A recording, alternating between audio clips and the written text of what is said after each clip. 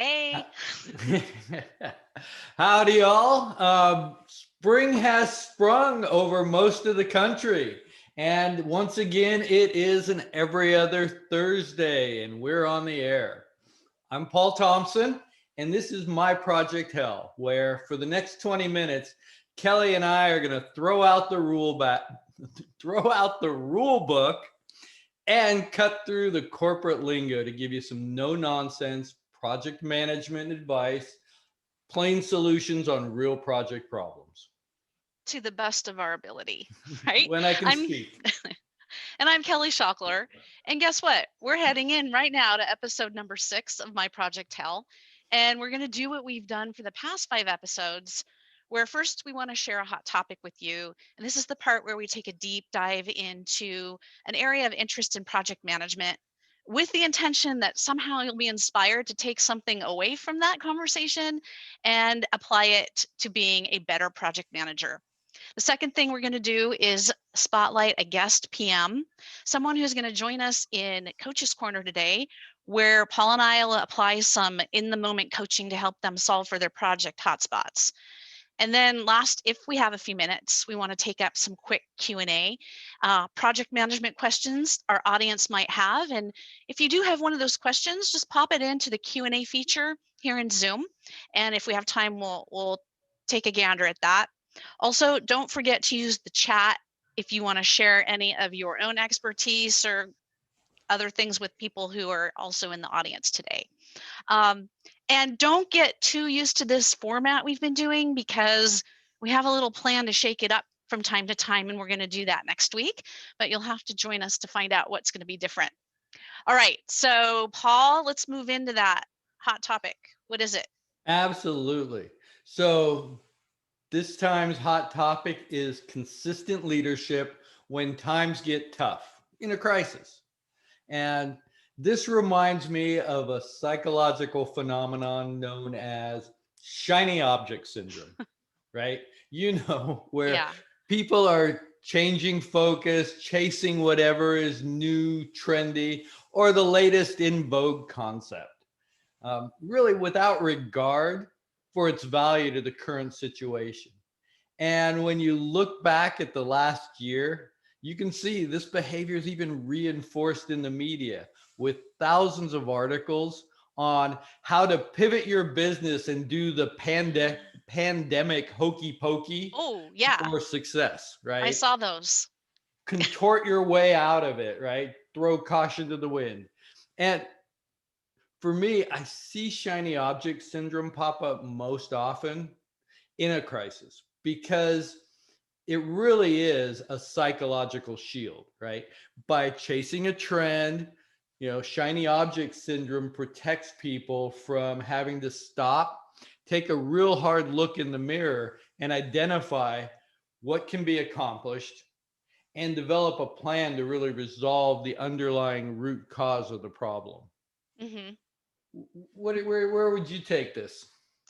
Well, to your point, I think most of us saw this spectrum of good, bad, and ugly this past year with the pandemic, creating all sorts of crises, both at work and at home. And I know some of you have had projects canceled, they were restricted, they were messed up by remote work, coworkers were furloughed or even worse, laid off. And so when you think about all those different types of crises that we've been through, all the tough times, both professionally and personally, and what was it about how the leadership behaved that really got us through those crises? And the number one thing that I've seen that matters and makes a difference was consistency in behavior rather than going after the latest fad, right?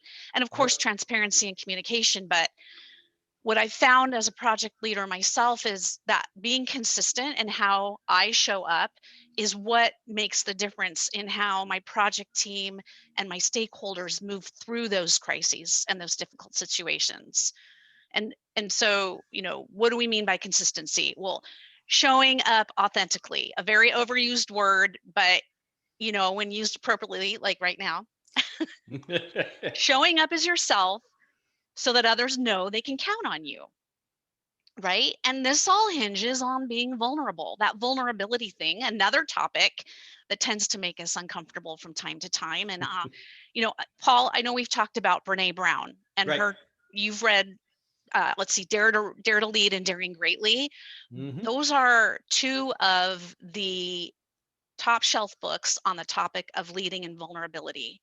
And truly, consistency and how you show up is what matters. It's what's going to make the difference. Your team needs to be able to know that you are going to be present, you're reachable, even if you don't have all of the answers or you can't share all of the information. They just need to know you're listening to their fears and their concerns, and you're showing empathy to some degree. And this is how trust is gained, right? And this is Mm-hmm. how we inspire our teams to pull together in crisis. And if you look at it, right, so kicking and flailing about widely and sweeping changes is not it.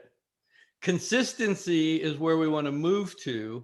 But that doesn't mean status quo, right? Right. It means make incremental calculated changes, because those little changes are going to make big effects.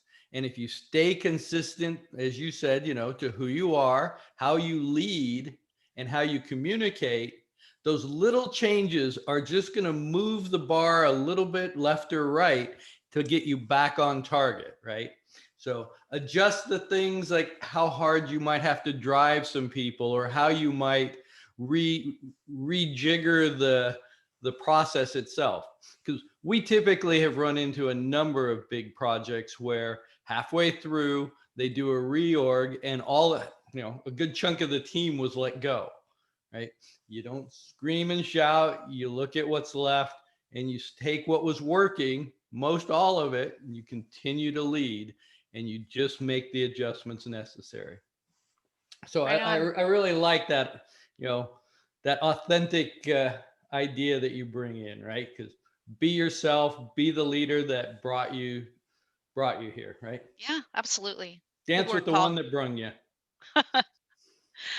All right, so let's get into Coach's Corner. Before we do, I want to encourage our attendees to use the Q&A feature and the chat to talk to one another and offer up your own insight. And today we're doing Coach's Corner just a little bit different. Our guest PM, as happens off and on, couldn't make it. Mary was scheduled to come on live with us and had a last minute 911 project issue to attend to. But we were able to connect with Mary a few days ago and have her tell us directly a little bit more about her situation. And our producer, Katie, right now is going to play that sound bite. So have a listen to Mary's current project hell. Hey, Mary. Welcome to My Project Good Hell. morning. And I just want to thank you for joining us today. This is a couple days actually before we're going to record the webcast. And we realized that you couldn't make it on the actual live webcast day. So thanks for coming on a few days early to share your situation with us, so our listeners can hear directly from you what's going on. So what's going on? What's going on in your project, Yep, Hell? yep, of course. Um, yeah, I just encountered a situation a little bit difficult, but so I was looking kind of to see what other project managers, what my colleagues, what other organizations think about it and how they would approach it. I had several of my own projects, and I was working with somebody who was a manager slash project manager. Then he got just a manager job. So all the projects that he had to be transferred to somebody else. And that somebody else was me. So projects were in flight, some are in design and execution phase. I was told they're in the initiation phase still, and I can start them the way I want and everything else. Well, that was not the case. So I was given projects that were in flight and design execution phase. They're pretty much in the middle, and what I was given basically is just a whole bunch of notes, and that's it. There's no charter, there's no scope, there's no work breakdown structure, schedule, RACI, budget, nothing. You name it, there's nothing. And I'm expected to report on it like next week. I mean, back then when I first encountered the situation. I'm, expected to report on it, and I'm scrambling to understand what the project is about. And, this is highly technical. Obviously, I need to figure out who is doing what and what's being done, what is the scope before I can manage anything. And I was slightly frustrated. How do I approach it? Do I say something to somebody, or do I just suck it up and maybe work late at night and get all that structured, put some framework on it, and get it all organized and try to understand what I'm doing here so I can report on it and speak intelligently, or should I just do it at my normal pace and take my time to do it the way it's supposed to be done. So that was my dilemma. I don't want to cause trouble for anybody, but what would you guys do? So I just want to recap what you just said to make sure that Paul and I understand correctly, and then I just have a couple more questions for you. So it sounds like a project manager who was a peer of yours got promoted, and their projects were handed off to you to manage on top of all the projects you were already doing. Mm-hmm. And these projects weren't really at the place where they needed to be, or what your impression of them was where they needed to be. And now your leadership, your director, thinks there's some kind of magic going on, and you've got all these net new projects all queued up, they're scoped, they're scheduled, and you need to report out on them. Is that right? Yep, you got it. Yeah. And you didn't get a transition plan before that person moved? Absolutely nothing. So and have you been able to map out these different projects and make any sort of checklist yet of what? Oh yeah, I've been working, spending countless hours trying to figure out, meeting with engineers, trying to figure out what is the scope, when it's supposed to be done, who is doing what. So I got it all organized and entered in all the sites that we're supposed to enter in status and everything. So it's all fine now. It just, at that point, it was just so frustrating that there's nothing, and I'm expected to, like you said, turn some kind of magic tricks. That's frustrating. And I have one more question for you before Paul and I jump into thinking about this more. What's at stake in your mind if this situation doesn't change? What's on the table for you? Well, my job, if I don't say something, then, well, if I don't say something, those projects are mine, right, officially. And if I don't deliver, if they're not, if there's no status in it, then I'll look like, oh, I'm not doing my job. How come I can't, get it under control? And, if I don't say that this was not a sufficient transition to me, then people will assume that I did not do my job to put framework around it, that I don't know what's going on with my project, that I can't get a handle on it. So I don't think I'll be fired for it, but it's not looking good for me. Wow. She's not alone, right? Often have we experienced this? Yeah. Kelly, I'm a big fan of just suck it up, but Mary brings up a problem that's pretty interesting, right? Yeah. And I think there's a couple of things that I think we want to address. And one of them is kind of going a little bit back into time, right? What would we have recommended she did initially? And then is there anything, now that can help out? Because she sort of moved through some of the things that I think it's too late to apply this one. But I want folks that are in the same situation to kind of get that feedback and that insight, so they can learn from Mary's experience. Because for me, in my experience, when projects shift from 1 p.m. to the other, back or forth, always make sure You ask for, review a transition plan. Yes. It's this plan that's going to allow me, if I'm receiving the project, right, to call out to my manager and key stakeholders what's missing, right? And it's when it's written for you in the voice of the other PM, you're not calling their baby ugly, you're just the messenger, right? I love that saying I'm of letting you yours. know that the PM that's walking out the door is telling you that there's no charter, there's no plan for this and that, and that's the expectation going forward, that somebody's going to have to do it, not them. It really lets you reset expectations accordingly. And it's that data and that document that lets you have the hard conversations and discuss how you are going to move forward. Eyes wide open, right?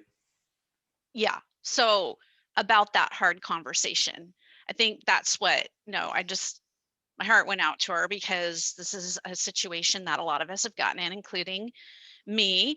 And I think there's this political thread running in, factoring into Mary's hesitancy to raise her hand and set boundaries.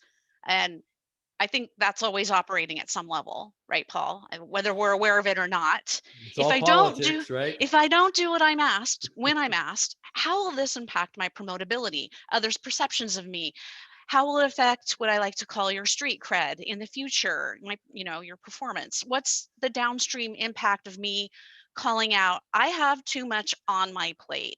And this is especially top of mind for those of us who say yes a lot, playing into the people pleasing trap, which I'm just speaking as a woman, a lot of us find ourselves doing from time to time. And I say that as someone who has and does struggle with this exact thing. It's something that I do have to manage. Setting my boundaries, saying no to things, and realizing that saying yes to everything can also be detrimental to negatively impacting my promotability, my project manager street cred. And let's face it, I have 7 projects on my plate. How many of those are actually going to turn out well? 2, 0. So this to me is the core of what to pay attention to, and it for a right now action item. At some point, you need to realize that saying yes is just as bad as, or worse than saying no. And so, Mary, I think this is about, how do you move past thinking or saying to yourself, oh my God, if I don't take all this on and I don't do everything they're asking, then I'm not going to get that promotion, those accolades. My performance review is going to suck, and everyone's going to think I'm lame. And so what I would tell you to do is this: take some time and define what's in it for you if you do not say anything and you keep trying to do all of these projects. And if you do that, what are the realistic outcomes or scenarios for each project going to look like? Get real with yourself on what's going to actually happen if you try to do it all. And then think about having that bold, transparent, measured conversation with your director where, like Paul mentioned, you're laying out the facts and the data to support what can be done given your bandwidth and your resources. And that's going to help guide the path forward. There's no shame in raising your hand and saying, enough is enough. This is my bandwidth. Here's my boundaries. In fact, people might respect you more for it. What do you So think, Paul? I'm not going to put you on the spot, but someday we have to have a conversation that helps me understand what was it that triggered you to make that switch? Because absolutely, I think you understand that, you know, understanding it's not about volume, it's about delivering results.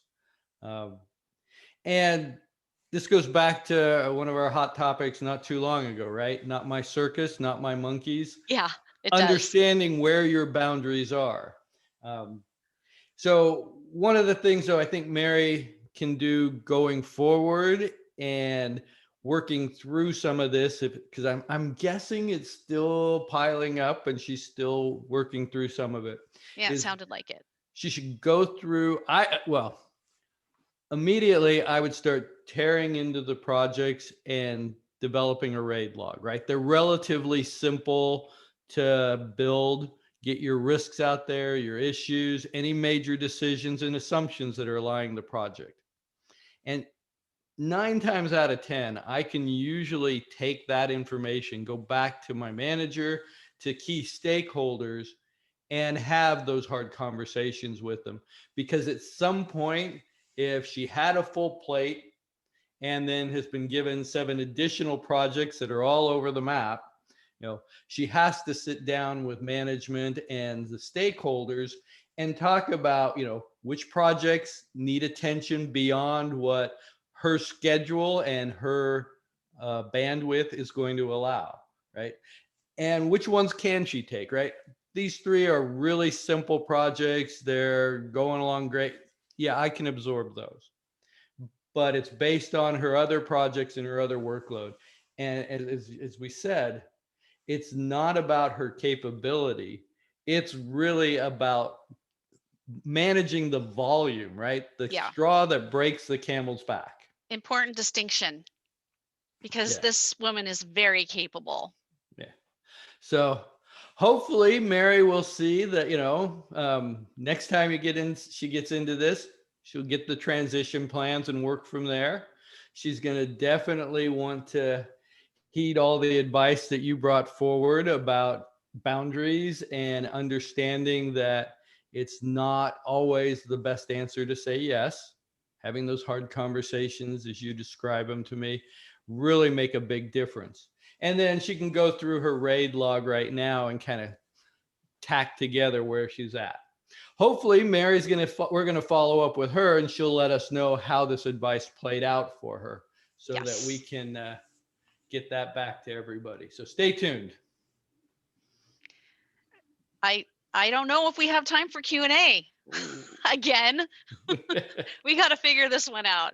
Get some Q&A in. So once again, that 20 minutes just flew by.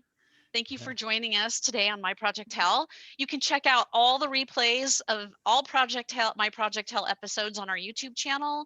And then we want to remind you, Paul and I are standing by with 30-minute free coaching sessions, discovery calls. Those links are in your post-show email that's going to come your way since you registered. So please hit us up. We'd love to talk to you. Yeah. And I hope you guys did enjoy the show. I know Kelly and I had fun, and we hope you did too. Join us next time. As Kelly alluded to, there's going to be a little bit of change. Join us. See what's different. See if you like it. If you would like to participate in our Coach's Corner, drop us an email at myprojecthell@gmail.com. We're always on the lookout to help project managers who want to climb out of their hole. And in the post-show email that Kelly referred to, you're going to have a link to a survey.